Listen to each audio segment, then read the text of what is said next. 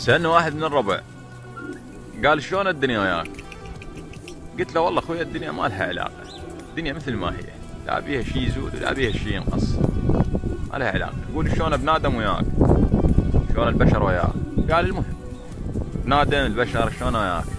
قلت له شوف، اوفى شيء خلقه الله بهذا الكون هو الكلب الكرمه، ما خلق شيء من بعده بالوفاء، الى درجة الضرب والطرد تسوي بيه اشكال يرجع لك يتودد مثل ما كان ماشي صاير وياه.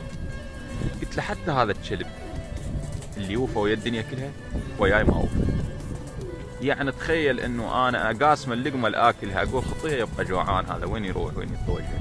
انطيه لقمته ياكلها ويدير وجهه ويروح، يجيني بس وقت الاكل، كانما يعرف انه هذا وقت الاكل، يجيني وقت العشاء وقت الغداء يجيني وياكلها ويدير وجهه ويروح. وحتى من انزل للبيت ويصير وقت الالتحاق التحق يلزم الدرب ينبح عليه، ولكن انا امك لو تجي الايام فانا غسلت ايدي من الكلب، اريد اترجى ابن ادم يوفي لي، والله العظيم كل من حد مصلحته، كل من حد حاجته ياخذ حاجته، ياخذ مصلحته، ما يبقى وياك.